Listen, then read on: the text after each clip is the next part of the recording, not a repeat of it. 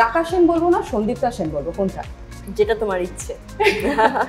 এইরকম ভাবেই চলতে থাকুক আমাদের আড্ডা। আর সবার প্রথমে অদিতি দি আমি আসি। তোমার এর আগেও যখন আমরা সিরিজটা দেখেছিলাম বোধনের ফার্স্ট পার্ট যেটা ছিল, সেখানেও কিন্তু আমরা দেখেছি যে নারী শক্তি নিয়ে তুমি কথা বলেছো, এবং সেকেন্ড পার্টটা যেটা তুমি রিলিজ হতে চলেছে, বলা চলে সমস্ত কাজ তো ইতিমধ্যেই হয়ে গেছে, 22 তারিখে রিলিজ হচ্ছে, আপনারাও জানেন, এবং হইচই প্ল্যাটফর্মে হচ্ছে। কিন্তু এই যে নারী শক্তি, সেটা কি শুধুমাত্র তুমি নিজে নারী সেই কারণের জন্য এইরকম একটা স্টোরি বেঁচেছো, নাকি কোনো সোশ্যাল মেসেজ রয়েছে? প্রথমেই বলি, বোধন সিজন 2 এটা করার পেছনে আমাদের যে কারণটা সেটা হচ্ছে সিজন 1-এর সাফল্য। কারণ বোধন যখন আমরা তৈরি করি গত বছর পুজোয় রিলিজ করেছিল, তখন রাকা সেনের গল্প বলতে গিয়ে আমরা ভাবিনি যে আমাদের পরবর্তী আরেকটা সিজন করার বিষয়ে আমরা ভাববো, কারণ সেটার সাকসেস আমাদের এটা করতে বাধ্য করে। এবার আমি একটু সন্দীপ্তার সঙ্গে কথা বলি। সন্দীপ্তা সেন আর রাকা সেন কতটা নিজেকে চেঞ্জ করতে হয়েছে, কতটা কঠিন মনে হচ্ছে যে এই ক্যারেক্টার থেকে ওই ক্যারেক্টার প্লে করা? না, রাকা সেনের সঙ্গে সন্দীপ্তা সেনের অনেক ক্ষেত্রেই অনেক মিল রয়েছে ডেফিনেটলি। তবে হ্যাঁ, প্রত্যেকটা চরিত্রেরই একটা গ্রাফ থাকে। রাকার চরিত্রটা করতে আমার সিজন 1-এ খুবই মানে প্রথমেই খুব সুবিধে হয়েছিল, কারণ রাকার চিন্তাভাবনা আর সন্দীপ্তার চিন্তাভাবনা অনেকটা একরকম। আর ডেফিনেটলি সর্বরিদি আমাদের যিনি রাইটার, তিনি এত ভালো করে লিখেছিলেন, এবং অদিতিদির সঙ্গে আমার প্রথম কাজ ছিল বোধন 1, এবং বুঝতে অসুবিধা হয়নি। আর আমাদের দুজনের মধ্যে আন্ডারস্ট্যান্ডিং খুব ক্লিয়ার ছিল যে আমরা কী চাই, অদিতিদি কী চাইছে, কি আমি কী চাইছি, সেটা করতে খুব সুবিধা হয়েছিল। তবে হ্যাঁ, রাকা সেন বোধন 1-এ তাকে যেভাবে দেখা গেছে, যেটা অদিতিদিও বললো, যে বোধন 2-তে অনেক বড় পরিসরে দেখা যাবে এবং অনেক বেশি ক্রাইসিসের মধ্যে দেখা যাবে, নিজেও অনেকটা ভিকটিম হবে। কিসের ভিকটিম সেটা আপনারা দেখলেই বুঝতে পারবেন।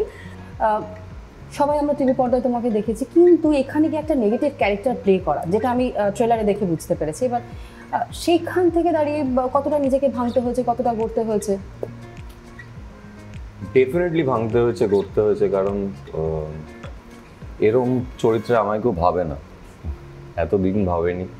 কি করে ভাবে দর্শক বন্ধুরা? ভীষণ সফট দেখতে এবং অত্যন্ত হ্যান্ডসাম, আলাদা করে লোকে কি করে ভাবতে পারে বলো তো? এবার বলে দে, আমরা ভেবেছি।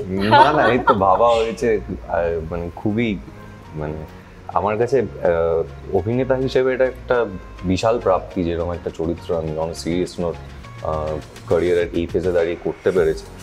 এবং আমি এই চরিত্রটা করার সময় আমি বিভিন্ন জায়গায় এটা বলেওছি, এবং সেটা আমি নিজে ফলো করেছি, যে এই চরিত্রটা না খুব প্রাসঙ্গিক, এবং এই চরিত্রটা এক্সিস্ট করে। আমরা একটা ফিকশন বানিয়েছি, যেরকম অদিতিদি বললেন যে ওই কোথাও কোথাও গিয়ে ছোট্ট ছোট্ট খবরে এই জিনিসগুলো হারিয়ে যায়, আমাদের কাছে অনেক বড় করে অনেক খবর আসে, কিন্তু এইগুলো কিন্তু এক্সিস্ট করে, যেটা আমরা শহরে বসে আমরা তাই নিয়ে আলোচনা করি না, বা দুদিন আলোচনা করি, কিন্তু এই চরিত্রগুলো আছে। তো এই চরিত্রটাকে খুব কি বলবো, বাস্তবে তুলে ধরা অন স্ক্রিন, সেটা আমার কাছে মোর চ্যালেঞ্জিং ছিল। কারণ ওই জেনুইনিটিটা যদি না থাকতো চরিত্রটার, কোথাও গিয়ে পুরো গল্পটাই বোধহয় হারিয়ে যেত। কারণ রাকা যেই কাজটা করছে, সেটা বলতেই পারি যে নারী শক্তি নিয়ে, মানে এই কাজটা কোথাও একটা গিয়ে তার একটা উদাহরণ আছে। কিন্তু আমার কাছে মনে হয় যে এটা যে কেউ আজকে রাকা যেটা করেছে, সেটা একটা পুরুষ মানুষেরও করার দরকার, আমি বলছি না করছে, হ্যাঁ, তো সে দাঁড়িয়ে একটা পুরুষ মানুষের এগেনস্টে করছে। তো এই দুটো চরিত্রের কোথাও গিয়ে আমার মনে হয়েছিল অ্যাট পার থাকা উচিত।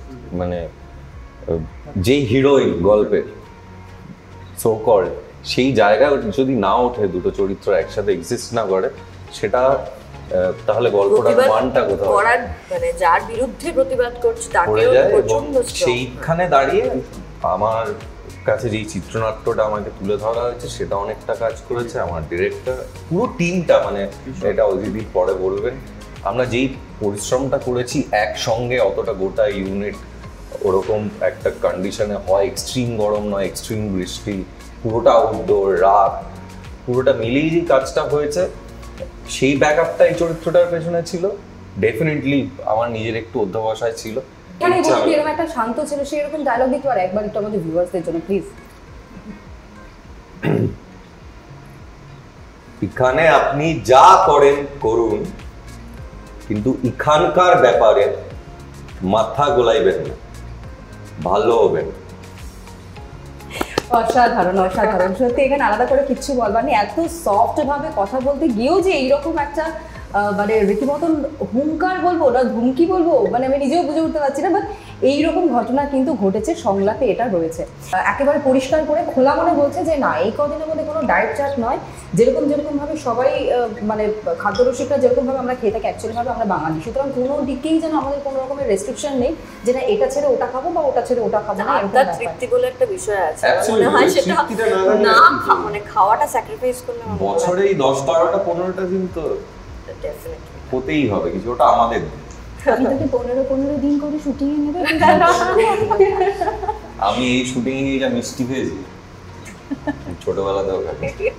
হ্যাঁ, অ্যাকচুয়ালি আমি বলি আমরা খুব ডিফিকাল্ট একটা জায়গায় শুট করছিলাম, যেখানে নেটওয়ার্ক মানে no network zone, no network, absolutely need. সানডাউনের পরে পুরো ঘুটঘুটে অন্ধকার, কিচ্ছু মানে আমি এখানে Electricity দাঁড়িয়ে দেখতে পাবো না, কারণ টিভিও মানে টেলিভিশন কিছু না। Television remote। কোনো কিছু নেই, কিচ্ছু ফোনে কোনো কানেকশন নেই, মানে কাউকে ডাকতে গেলে আমাদের ফিজিক্যালি গিয়ে ডেকে আনতে হতো, কারণ ফোন করে ডাকা যেত না এটা। আর থ্যাঙ্কফুলি আমি একটা দারুণ জিনিস দেখতে পেয়েছি ওখানে গিয়ে, যে আমাদের ইউনিটে প্রায় 14-15টা মানুষ পরপর বসে একজন আরেকজনের সঙ্গে গল্প করছে, যেটা এখানে হলে সবাই ফোনে। এটা একদম বাস্তব কথা, মানে আমরাও মারাত্মকভাবে এত এডিক্টেড হয়ে গেছি যে পাশে কে রয়েছে কি করছে না করছে তার থেকে মনে হয় না কিছুক্ষণ সার্ফিং করে, কিন্তু এইরকম জায়গায় গেলে আলটিমেটলি বোঝা যায় যে আন্তরিকতা কোথায় রয়েছে। অ্যাবসলিউটলি, আমার তো ফোন থাকতো না, শুধু ব্যানার রাখা হতো। এটা আমাদের জন্য খুব ভালো হয়েছে, প্রপ ছিল। হ্যাঁ এটা আমাদের জন্য খুব ভালো হয়েছে, মানে ডেফিনেটলি মানে সবাই তার জন্য বন্ডিংটা আরো স্ট্রং হয়েছে, আড্ডাটা বেশি হয়েছে। একদমই তাই, বোধনের জানি এবং একই সঙ্গে এইরকম ভাবে খোলা মনে আড্ডা সে তো হলো, কিন্তু একটা কথা বলতো রিপাবলিকে এসে কেমন লাগলো? বেশ ভালো, আমি এসেই বললাম যে অফিসটা ভীষণ সুন্দর, এত সুন্দর, মানে আমি তো ভাবছিলাম কয়েকটা ডান্স রিল শুট করে দেব। অসাধারণ ছিল এটা, যদি সম্ভব হতো তাহলে সত্যি ভীষণ ভালো হতো, তাই না? করে দিতাম। ইন্দ্রাশিস কি বলবে? আমিও ঢুকেই বলেছি খুব সুন্দর অফিস, আমার প্রথমবার এলাম, হোপফুলি আসা যাওয়া চলতে থাকবে ডেফিনেটলি তাই। এবং দুর্দান্ত টিম, ভেরি পজিটিভ ভাই, সত্যি খুব ভালো লেগেছে এসে। বাট স্যান্ডির ইচ্ছাটা একটু পূরণ ও যে কটা করিডোর দিয়ে হাঁটছে বলছে এটা দেখ ভালো, ওটা কি ভালো, সেরকম একটা কিছু হয়ে যাবে নাকি? না না থাক, আজকে থাক, পরে আরেকবার আসবো যখন। আচ্ছা, এটার জন্য অন্ততপক্ষে ডিউ থাক, কারণ পরের বার আসলে পরে এটা কিন্তু তোমার যা মনের ইচ্ছে রয়েছে সেটা সম্পূর্ণ এখানে করে তারপরে তুমি না হয় সেদিন অদিতি কি বলবে? আমার তোমাদের অফিসে এসে খুবই ভালো লেগেছে, যেটা বললো ভীষণ পজিটিভ, মানে এত সুন্দর রং চারিদিকে, এই হোয়াইটার মানে সব হোয়াইটের ডিফারেন্ট শেডস, খুব সুন্দর লাগছে দেখতে, আর আমাদের এসেই খুব মনটা ভালো খুশি হয়ে গেছে। একদমই তাই, আর আমাদের তো হয়েছে বুঝতেই পারছেন একগাল হাসি নিয়ে। আমি এই মুহূর্তে আপনাদের সঙ্গে তো কথা বলছিলাম আর এতক্ষণ ধরে ছুটি আড্ডা দিচ্ছিলাম, কিন্তু ওই যে আপনাদেরকে বললাম 22 তারিখ, অর্থাৎ 22 তারিখে কিন্তু অবশ্যই ওটিটি প্ল্যাটফর্মে আসছে বোধন সিজন 2 এবং সিজন 3 এর জন্য কিন্তু আমরা ওয়েট করব, ডেফিনেটলি ওয়েট করব। এটা একটা বড় চাপ হয়তো হয়ে যেতে পারে, কিন্তু আমরা ওয়েট করব।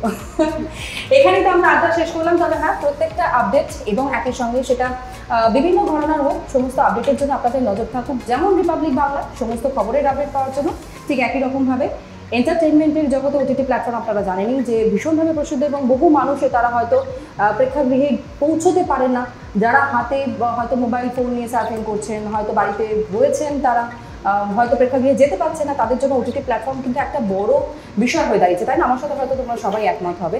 সুতরাং সেখানেই রিলিজ হচ্ছে আগামী 22 ডিসেম্বর, অবশ্যই আপনারা কিন্তু দেখবেন এবং হ্যাঁ প্রত্যেকে কিন্তু আপনাদের মতামত জানাবেন, রিভিউটা দেবেন। নানা ধরনের কন্টেন্ট দেখার জন্য লাইক করুন, শেয়ার করুন আমাদের ফেসবুক পেজ, সাবস্ক্রাইব করুন আমাদের ইউটিউব চ্যানেল, পাশাপাশি অন্যান্য ব্রেকিং নিউজের জন্য অবশ্যই চোখ রাখুন রিপাবলিক বাংলায়।